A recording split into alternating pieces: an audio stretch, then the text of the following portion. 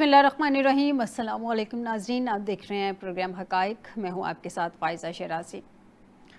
नाज़रीन, कल भी हमने प्रोग्राम के आगाज़ में खुज़दार स्कूल बस हमले के हवाले से बात की थी। आज भी मैं प्रोग्राम के आगाज़ में उसी टॉपिक से शुरू करूँगी, क्योंकि हमारे बच्चों को शहीद किया गया है। ये कोई छोटी बात नहीं है, ये मामूली बात नहीं है। हमारे बच्चों को जो कि आगे से रेजिस्ट भी नहीं कर सकते थे। माँओं ने बच्चों को स्कूल भेजा था, लेकिन बदकिस्मती से बच्चे वापस माँओं के पास उनके आगोश में गए नहीं। बच्चे वहाँ से आगे सीधा अल्लाह ताला के पास चले गए, और वो गए नहीं, उनको भेजा गया, दहशतगर्दी करके भेजा गया, बुज़दिली के साथ भेजा गया। वो तो शहीद हो गए, शहादत के जो है वो मर्तबे पर फाइज़ हो गए। लेकिन जिस दुश्मन ने प्रॉक्सीज़ के ज़रिए ये किया, क्या वो मतलब वो अपने अंजाम को नहीं पहुंचेगा? वो क्या समझता है कि हम उसको ऐसे ही छोड़ देंगे? वो क्या समझता है कि उसका कोई अंजाम नहीं होगा? छोटे छोटे मासूम बच्चे, उनकी माओं के दिल से कैसी बद्दुआएं निकल रही होंगी उन लोगों के लिए जिन्होंने ये सारा कुछ किया। तो क्या वो समझता है कि वो बद्दुआएं रायगा जाएंगी? नाज़रीन, 2014 में भी 16 दिसंबर 2014 सानिया APS हुआ था। आज भी जब वो बात करते हैं तो आँख नम हो जाती हैं हमारी आँखें, कि किस तरह 100 से ज़्यादा हमारे बच्चे वहाँ पे शहीद हुए थे, और किस तरह से सबसे सबसे आसान टारगेट होता है बच्चों को टारगेट कर लेना, सबसे आसान इजी टारगेट। और वो बच्चों को, आप बच्चों को टारगेट करके क्या मैसेज दे रहे हैं, क्या मैसेज देना चाह रहे हैं? अगर आप में इतनी हिम्मत है तो आप खुल के सामने आके बात करें ना। बात आप कर नहीं सक रहे, एक दफ़ा खुल के सामने आके, वो भी रात के अंधेरे में आपने हिम्मत की, ऐसी मुँह की खाई, ऐसी मुँह की खाई कि आपकी कमर टूट गई है, दोबारा उठने की हिम्मत नहीं है अभी आप में, और आप हमारे बच्चों को टारगेट कर रहे हैं। आप इतने बुज़दिल हैं, आप इतने नाकाम, इतने नकारा हैं कि आप हमारे मासूम बच्चों को टारगेट कर रहे हैं। नाज़रीन, खुज़दार स्कूल बस हमले की ज़ख्मी एक और तालिबा शहीद हो गई हैं। 5 की हालत अभी तक जो है वो सिक्योरिटी ज़राए के मुताबिक बताया जा रहा है कि तशवीशनाक है। नाज़रीन, अब जो टोटल इस वक्त तादाद हो गई है, 6 बच्चे हैं जिनको, क्योंकि 3 बच्चों समेत 5 अफराद कल बताया जा रहा था, अब एक और आज शहादत हुई है, तो इसकी वजह से अब 6 टोटल शहादतें अब तक हो चुकी हैं, जिसमें 4 बच्चों समेत 2 शहादतें हुई हैं। नाज़रीन, 5 बच्चों की हालत तशवीशनाक है। जिसकी आज शहादत हुई है 12 साला वो बच्ची थी, जिसको गुज़िश्ता रोज़ कोयटा मुंतकिल किया गया था ज़ख्मी हालत में। जैसे हमने आपको कल बताया था कि कुछ को कोयटा मुंतकिल किया गया, ज़ख्मियों को जैसे भी नियरेस्ट पॉइंट थे जहाँ पे मुंतकिल किया जा सकता था फ़ौरी तिब्बी इमदाद के लिए, वहाँ पे मुंतकिल किया गया। किसी तरीके से इन बच्चों को बचाया जा सके, हमारी पूरी कोशिश, हमारी दुआएं और डॉक्टरों की पूरी कोशिश। नाज़रीन, बस पर हमले के 36 ज़ख्मियों को कोयटा मुंतकिल किया गया था, जिसमें से अब 35 जो हैं वो ज़ख्मी बताया जा रहा है, जिसमें 5 की हालत तशवीशनाक है, एक आज शहादत के मरतबे पर फाइज़ हो गई हैं। ख्वाजा आसिफ साहब वैसे तो हमारे डिफेंस मिनिस्टर हैं, उन्होंने कहा है कि खुज़दार वाक़या दहशतगर्दी की बदतरीन मिसाल है। नाज़रीन, कभी भी किसी भी जगह पे जंग के भी कवानीन होते हैं ना, अब जंग के दौरान बच्चों को टारगेट नहीं करते हैं। यही सारा कुछ हमने इज़राइल को करते देखा था फ़लस्तीन पे भी निहत्ते बच्चों को जिस तरह से टारगेट किया गया था। वहाँ तो खैर चूँकि आगे कोई बाकायदा मुसल्लह फ़ौज थी नहीं, ट्रेंड फ़ौज थी नहीं, तो वहाँ पे नस्ल कुशी की जा रही है, अभी तक नस्ल कुशी की जा रही है। कोई इज़राइल को नत्थ डालने वाला अभी तक सामने ही नहीं आ रहा, कोई इज़राइल को नत्थ डाल ही नहीं अभी तक सका है। और इज़राइल ने भारत में भी आगे अपनी वही माइंडसेट जो है वो सामने ले आए, और अब हमारे भी बच्चों को उसी तरह से टारगेट किया जा रहा है। लेकिन ये याद रखिएगा, ये फ़लस्तीन नहीं है। जैसे हमारे DGI साहब ने पहले भी कह दिया, हमारे यहाँ पे बाकायदा ट्रेंड सिक्योरिटी फोर्सेस हैं जो हमारी सरहदों की हिफाजत कर रही हैं, और जिनकी वजह से हम सुकून की नींद सो तो रहे हैं। लेकिन आप जो प्रॉक्सीज़ के ज़रिए जिस तरह से हमारे मासूम बच्चों को टारगेट कर रहे हैं, आपको इसका जवाब ज़रूर मिलेगा। नाज़रीन, इस सब के अलावा इसहाक डार साहब ने इस पर बात की है, और आज बड़ा अहम सेनेट में इजलास हुआ था, जिसमें हमारे वज़ीर ख़ारजा, डिप्टी प्राइम मिनिस्टर, उन्होंने इस हवाले से कहा कि भारत प्रॉक्सीज़ को बाज आ जाना चाहिए, भारत को जो जवाब मिला उससे सबक सीखना चाहिए। डार साहब, आप कहते तो सही हैं, लेकिन अगर वो भारत और उसके प्रॉक्सीज़ इतना ही सबक सीखने वाले होते तो वो सबक सीख चुके होते। कमर तुड़वा के भी वो जिस तरह की प्लानिंग कर रहे हैं, डर साहब के नॉलेज में ज़्यादा बेहतर होगा कि जिस तरह की प्लानिंग भारत में अभी की जा रही है, जो बाकायदा उनका मीडिया बार बार अनाउंस कर रहा है, तो दोबारा से जिस तरह से शायद वो इलेक्शंस की तैयारी है, जिस भी तरह से तैयारी है, जिस तरह से वो दोबारा से प्लानिंग कर रहे हैं, तो वो बाज नहीं आए हैं। उनको बाज लाना पड़ेगा एक मरतबा फिर से। हमारे बच्चों पे हाथ डाले तो हमें इसका जवाब देना पड़ेगा। नाजरीन, वज़ीर आज़म साहब ने कहा है कि 1971 की जंग का बदला ले लिया, मोदी दोबारा हमले के लिए 100 बार सोचेगा। मैंने पहले भी अपने ट्रांसमिशन में, जिन दिनों में ये जंग की सूरत हाल थी, हम यहाँ पे सिचुएशन रूम में बैठे हुए थे, वॉर रूम में, मैंने उस वक्त भी कहा था कि हमने 1971 की जंग का बदला, शायद वो समझ रहे हैं सारे तो ले ही लिया होगा, लेकिन मेरे ख्याल में, मेरी पर्सनल ओपिनियन ये है कि हमने 1971 की जंग का बदला क्या लिया है, हमने हमारे जो मासूम शहीद किए गए थे यहाँ पे पाकिस्तानी, हमने उनकी शहादत का बदला लिया है। ठीक है, आप उसको 1971 का भी टाइटल साथ दे दीजिए। नाज़रीन, पाक फ़ौज के जो तर्जुमान हैं, पाक फ़ौज के लेफ्टिनेंट जनरल अहमद शरीफ चौधरी साहब, उन्होंने कहा है कि भारत ने सिंतास माहदे की खिलाफ वर्जी की तो आज़ादी कश्मीर पर 6 दरिया पाकिस्तान के होंगे। बहुत बड़ी बात वो कर रहे हैं।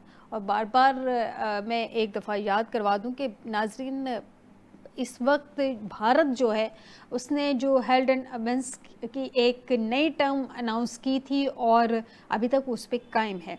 अब देखते हैं कि हालात किस नहज पे जाते हैं। आपको बताएं कि स्टूडियो में हमें ज्वाइन किया है कर्नल रिटायर्ड सैफ कुरैशी साहब है, सीनियर एनालिस्ट है। बहुत शुक्रिया कर्नल साहब आपका हमें ज्वाइन करने के लिए। सरदार गौस बख्श बारोज़ई साहब हैं, साबिक वज़ीर आला बलूचिस्तान, बहुत शुक्रिया सरदार साहब आपका हमें ज्वाइन करने के लिए। ब्रिगेडियर रिटायर्ड सैयद गज़नफ़र अली साहब में सीनियर एनालिस्ट हैं, बहुत शुक्रिया ब्रिगेडियर साहब आपका भी हमें ज्वाइन करने के लिए। कर्नल साहब, आपको याद होगा मैंने अपनी ट्रांसमिशन में ये उस वक्त कहा था कि 1971 की जंग का बदला शायद हमने नहीं लिया, हमने जो हमारे मासूमों को शहीद किया है, नाहतों को शहीद किया, हमने उसका बदला लिया। अब कहा जा रहा है 1971 की जंग का बदला लिया। चल, उसको जिस भी एंगल में टर्न कर दें, वो कोई मसला नहीं है, लेकिन अब ये बताएं कि ये जो हमारे बच्चों तक बात आ पहुँची है, बच्चे तो सबके सांझे होते हैं। बिस्मिल्लाहिर्रहमानिर्रहीम। देखिए, जंग में कानून बड़े वाज़े हैं, बैनुल अक़वामी तौर पे चीज़ें लेट डाउन है कि किस हद तक आप जंग में जा सकते हैं और किस हद तक आप नहीं जा सकते। सिविलियन आबादी को और ख़ास तौर पे बच्चों को और ख़वातीन को दुनिया में किसी जंग में टारगेट नहीं किया जाता। इतना घटिया दुश्मन कि जो बच्चियों की बस पे, स्कूल बस पे हमला कराए, उधर कौन सा दुश्मन था, कौन सा टेररिस्ट था, कौन सा फौजी था, आपने क्या ऑपरेशन प्लान किया? कोई बलोची, कोई गैरतमंद मुसलमान तो ये काम नहीं कर सकता। ये टोटली इंडिया का काम है। मोदी, ये तेरा काम है। और अगर तो इंसान का बच्चा जल्दी ना बना तो ये वाज़ेह वार्निंग है तमाम इंडियन सिटीजन्स को कि अगर तुम्हारे बच्चे बसों में भी या स्कूलों में या स्कूल की बिल्डिंगों में ब्लास्ट हो गए तो फिर दोबारा रिग्रेट न करना। आप इश्तियाल उस हद तक दिलाएं जिस हद तक आप चीज़ें कंट्रोल कर सकते हैं। आप एक एटमी कुव्वत को, जो हर लिहाज से आपसे बेहतर है, जिसने आपको टोटल डिफीट किया है, मिलिटरीली, इकोनॉमिकली, डिप्लोमेटिकली, और चुन चुन के अपनी मर्ज़ी के टारगेट में आपको साइबर वार में बिल्कुल क्लीन बोल्ड किया है और अपने वसाइल से किया है। मैं एक चीज़ और वाज़ेह कर दूँ, कुछ लोगों का ख्याल था कि शायद चाइना के सैटेलाइट या चाइना से कोई मदद, कोई चाइना के सैटेलाइट से मैंने चेक कर लिया है, मदद नहीं ली गई। अच्छा। एयर फोर्स की फोर्सेस के अपने साइबर विंग जो कि पिछले 4-5 साल में डेवलप किए हैं, हमारे बच्चों ने, हमारे यूथ ने, 20-25 साल के बच्चों ने बैठे हुए ये काम दिखाया है और उनकी कैपेबिलिटी इससे कहीं ज़्यादा है। No doubt. इंडियन, आपको पता नहीं है कि फ़िलहाल तो उन्होंने आपकी पार को डिस्कनेक्ट किया, आपकी रेलवे को किया, आपकी एयरलाइन को किया, आपके राफेल को, वो सारा मुल्क आपका जामद कर सकते हैं हम, जिस वक्त चाहें कर सकते हैं, इधर बैठ के कर सकते हैं। हमें आप इस काम पे न डालें। अमन बेहतर है, बड़े सगीर के लिए बेहतर है, और ये रियलाइज़ करें, इंडिया का मीडिया भी रियलाइज़ करे, इंडिया के फ़ौजी भी रियलाइज़ करें, और ये मोदी और इसका गैंग भी रियलाइज़ करे। अगर इधर जंग होगी तो कोई नहीं बचेगा और इंडिया का नाम निशान नज़र नहीं आएगा, इसका नक्शे पे कोई इंडिया का निशान नज़र नहीं आएगा। तो बेहतर है कि इस जंग को, एक और चीज़ जी, हमारे वज़ीर आज़म ने क्लियर फैसला लेके रिस्ट्रेन करवाया एयरफोर्स को। जिस वक्त उन्होंने ये 5 और 6 उनके जेट गिराए, ये 10 से ज़्यादा रेंज में थे, क्लियरली रेंज में थे। लेकिन कर्नल साहब और गिरा देते जी मैं अर्ज़ दुश्मन करूं, के लिए क्यों मैं रिस्ट्रेंट अर्ज़ का करूं, मुजाहरा उनकी करवाया लॉजिक ये है कि उन्होंने मौका दिया है कि एटमी जंग से एक वार्निंग दी जाए और बचा जा सके। देखिए, ये आप ज़हन में रखें कि आपके पास जो राफेल है जी उसकी टोटल 150 किलोमीटर से ऊपर उसका रडार काम नहीं करता। हमने वो C-10 जो लिया जी पिछले J-10C J-10C, उसको पिछले 6-7 महीनों में हमने उसका रडार 200 तक, हमारी 50 किलोमीटर अभी भी सुपरियॉरिटी है तुमसे। जिधर से भी आओगे गिराओगे अपने आप को और अपने आप को फना करोगे। टोटल पाकिस्तान की कैपेबिलिटी है ये, चाइना की ये C-10 की कैपेबिलिटी नहीं है। अगले 50 किलोमीटर पाकिस्तान ने डाले हैं अपनी एफिशिएंसी से, अपनी टेक्नोलॉजी से, अपनी अकल से, समझ से। तो इसलिए आसान ना ले हमें। दूसरा एक और चीज़ मैं क्लियर करता चलूँ, SA-400 आपकी 3 बैटरी हैं, पता है हमें कि 3 है। एक आपने चाइना की तरफ रखी है, दूसरी आपने हमारी सी पोर्ट कराची को टारगेट करने के लिए रखी है जो कि बुर्ज जगह पे है, तीसरी आपकी आदम जगह पे थी एयरफील्ड। आदम वाली और बुर्ज वाली हमने दोनों को डिस्ट्रॉय किया है। और ये भी बता दें कि हमने उनके मिसाइल के लॉन्चर और मिसाइल को टारगेट हमने उनके सिस्टम को किया है, कमांड पोस्ट को किया है, रडार्स को किया है कि ताकि तुम जल्दी ज़मीन पे आ ना सको। और मोदी हमें ये भी पता है कि 2 दिन पहले जब तुमने विज़िट करना था आदम एयरफील्ड को, तो उधर जिस गाड़ियों पे जिस तरीके से तुमने वो उधर पहुँचाए SA-400 के फ़ोटो उतरवाने के लिए, और जैसे तुमने फ़ोटो उतरवाई वो बिल्कुल वाज़ेह है। और एक चीज़ ये भी मैं बताता चलूँ कि उधर air chief Indian air force नहीं था, वो उस फ्रॉड में शामिल नहीं होना चाह रहा था। चीज़ें आप करोगे हमें रिपोर्ट होंगी, हम एक मिनट की तुम्हारी खबर रख रहे हैं, बाज आ जाओ और अमन की तरफ देखो, खुशहाली की तरफ देखो, अपने आप को तबाह ना करो। वो मोदी, नरेंद्र मोदी ही क्या जो बाज आ जाए, वो इंडिया ही क्या जो अच्छे। हम हमेशा से कहते हैं कि बड़ा घटिया दुश्मन हमें मिला, दुश्मन भी कम से कम कोई लेवल का हो तो पता दुश्मनी करने का मज़ा भी आता है। ब्रिगेडियर साहब से जाते हैं। ब्रिगेडियर साहब, सर खुजदार स्कूल बस हमले के ज़ख्मी एक और तालिबा शहीद हो गई हैं, 4 बच्चियाँ अब तक हमारी शहीद हो गई हैं, 35 लोग ज़ख्मी हैं, टोटल शहादतें 6 हो गई हैं आज। सर बात बच्चों तक पहुंच गई है। जंग के असूल, जैसे मैंने इंट्रो में भी कहा, बच्चे तो सबके साझे होते हैं, बच्चों को टारगेट नहीं किया जाता। अगर आप में इतनी जवामर्दी है तो सामने आके खड़े होना। आप क्या ये प्रॉक्सीज के थ्रू आप बुज़दिलों की तरह हमारे बच्चों को टारगेट कर रहे हैं? बिस्मिल्लाहिर्रहमानिर्रहीम। पाकिस्तान एक दहशतगर्दी की फिनोमेना से गुजर रहा है, जो पाकिस्तान पे भारत और अफगानिस्तान दोनों ने मिलके पाकिस्तान के ऊपर इम्पोज की है। और पाकिस्तान के अंदर जो कुछ भी हो रहा है उसको अफगानिस्तान फाइनेंस कर रहा है, मदद कर रहा है, भारत उसके अंदर है। उसके बारहा इस चीज़ को एक्सेप्ट किया है और ये कहा है अजीत कुमार डोभाल ने कि हम पाकिस्तान के अंदर दहशतगर्दी करेंगे। और उसका रिकॉर्ड जो है वो वीडियो की सूरत में, ऑडियो की सूरत में मौजूद है। और हमने इस हिसाब से 3 डॉजियर्स ऑलरेडी जमा कराए हैं यूनाइटेड नेशन। अब बात यह है कि पहले तो ये सोचे कि जो बुनियादी मखसूस जो होना था वो हो चुका है, ख़त्म हो चुका है। अब DGMO ने फैसला किया कि फोर्सेस जो हैं वो अपनी पीस लोकेशन पे चल जाएंगी। पाकिस्तान ने उसमें एक अल्टीमेट और बड़ी क्लियर विक्ट्री हासिल की है, जिसको दुनिया रिकग्नाइज कर रही है। पाकिस्तान के अंदर नहीं, और पाकिस्तान इंडिया के अंदर जो मीडिया का रोल है उसके ऊपर आज न्यूयॉर्क टाइम्स की स्टोरी उठा के कल की पढ़ लीजिएगा। उन्होंने क्लियरली कह दिया कि Indian media use wars to spread falsehood. ये उनके मीडिया के ऊपर तमाचा डालने के लिए काफी है। अब ये तमाम चीजें कंक्लूड हो चुकी हैं और ओवर हो चुकी हैं। अब आगे की तरफ आपने देखना है और पीछे की तरफ आपने देखना है दहशतगर्दी के हवाले से।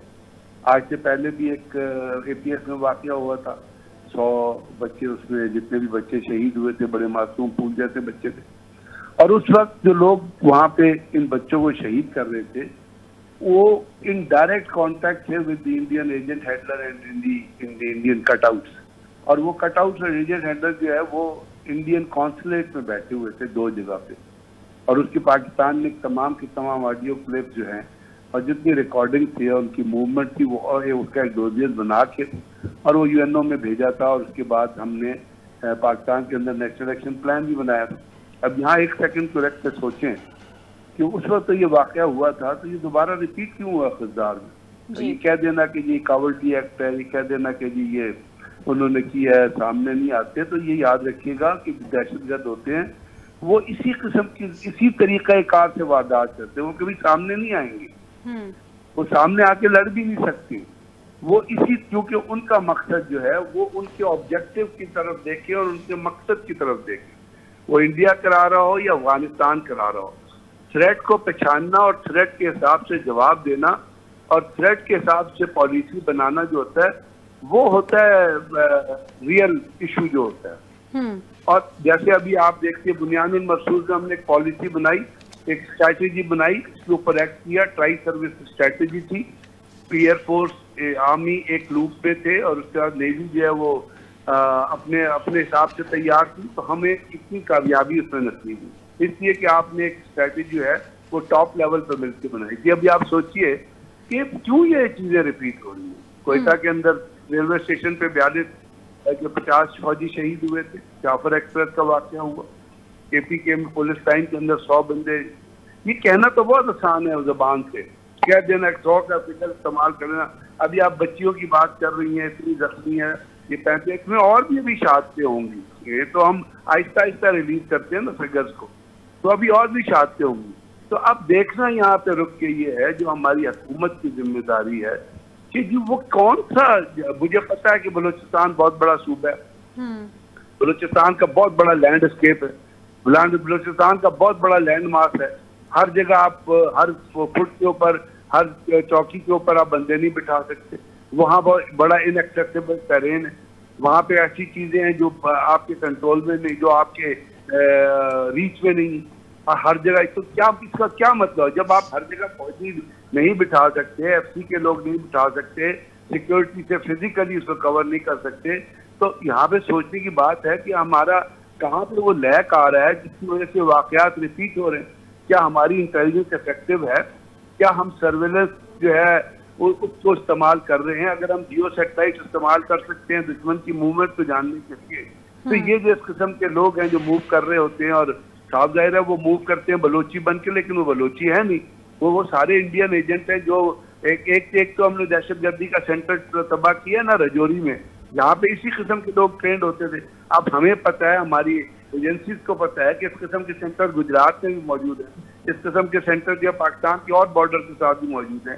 तो क्या ये जैसे ईरान में आपने एक जगह को हिट किया था, तो हमें क्या एसिटेशन है उन लोगों के उन सेंटर को हिट करने की जहाँ पे दहशतगर्द ट्रेंड होकर पाकिस्तान के अंदर आते हैं। एक जगह तो हुआ ना, ये जो राजौरी का सेंटर था, इसमें भी जावेद मैंगल और BLA और BNA के लोग जो वहाँ मौजूद रहते थे, ट्रेंड होते थे, वो लोग हैं जिसको ये मारंग बलोच और बाकी आपके मुल्क में मिसिंग पर्सन के नाम से याद करते हैं और उनके ऊपर अपनी मार्केट चलाते हैं।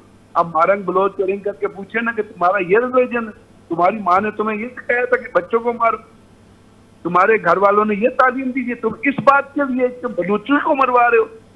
मतलब शर्म की भी एक आखिरी इंतहा होती है। हमारे बहुत बड़े यहाँ पे बहुत बड़े ह्यूमन राइट्स के एक्टिविस्ट हैं जो इस किस्म के लोगों को उठा के सर पे बिठाते हैं, ये वो लोग हैं जिनके जरिए जो है ये चीजें हो। तो बात ये है कि हम पहचाने कि हमारे यहाँ कहाँ कहाँ चीजें हैं जिससे ये दहशतगर्द मूव खदार जैसी जगह पे भी आ जाते हैं, सिक्योर एरियाज में भी आ जाते हैं, पुलिस लाइन के अंदर भी घुस जाते हैं। तो इसका मतलब है कि अंदर कुछ लोग हैं ना जो उनको फैसिलिटेट कर रहे हैं। अब होता ही है जब किसी पे शक होता है उन फैसिलिटेटर्स को उठाते हैं, जैसे जाफर एक्सप्रेस में बहुत सारे फैसिलिटेटर्स थे, वो आइडेंटिफाई हुए, जब होमिंग ऑन की गई, जब पता चला कहाँ हथियार डिलीवर हुए तो रौला पड़ जाता है पूरे जी, आप लोगों को पकड़ लिया और मिसिंग पर्सन हो गए। और ये तो एक तो नैरेटिव ठीक करने की जरूरत है, और वो काम है आपकी बलूचिस्तान हुकूमत का।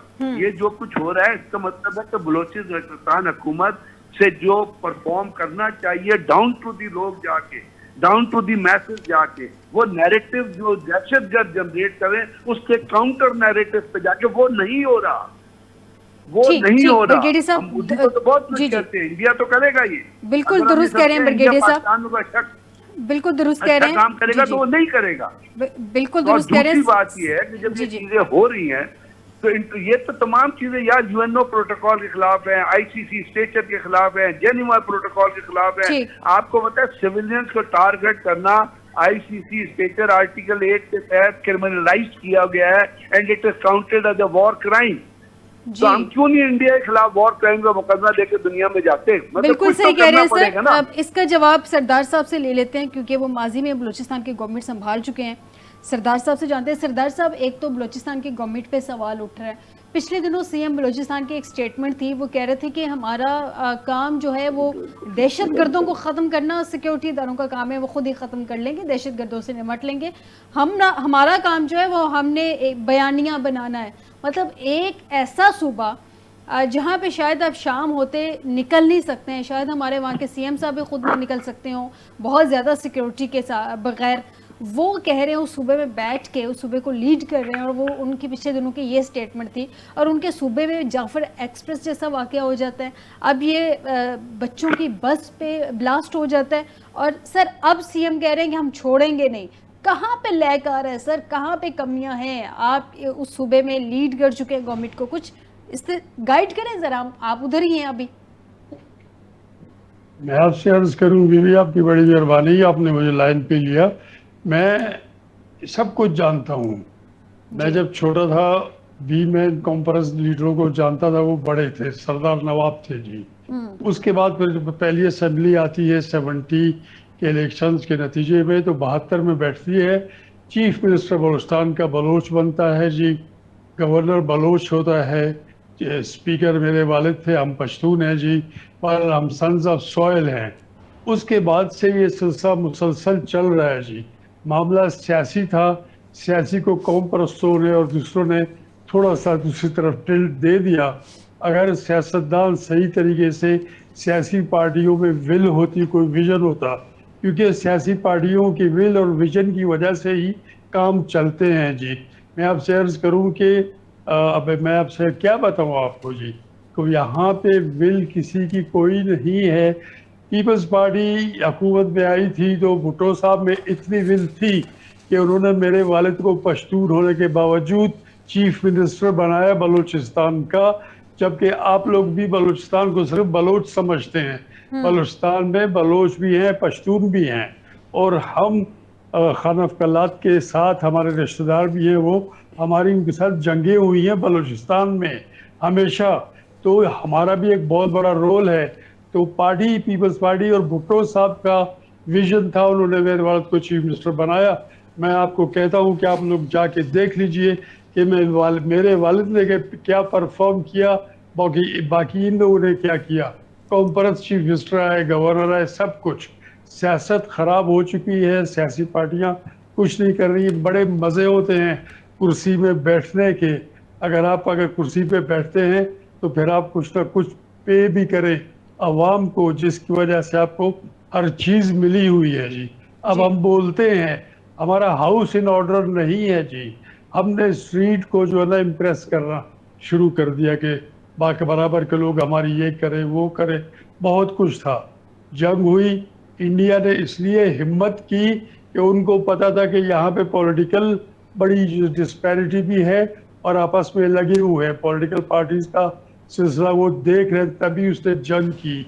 उसमें सबसे बड़ी बात ये थी कि अल्लाह की मेहरबानी से उसको जिस तरीके से जवाब मिला एक इदारे की तरफ से, जिस इदारे का काम है स्टेबिलिटी देना मुल्क को, तो इसमें से मैं ये समझता हूँ कि एक इदारे ने, उस इदारे ने, फौज ने अपना रोल साबित कर दिया कि बिल्कुल क्या होता है वो उसके ऊपर। अब ये इंडिया कई बार सोचेगा आइंदा अटैक करने के लिए।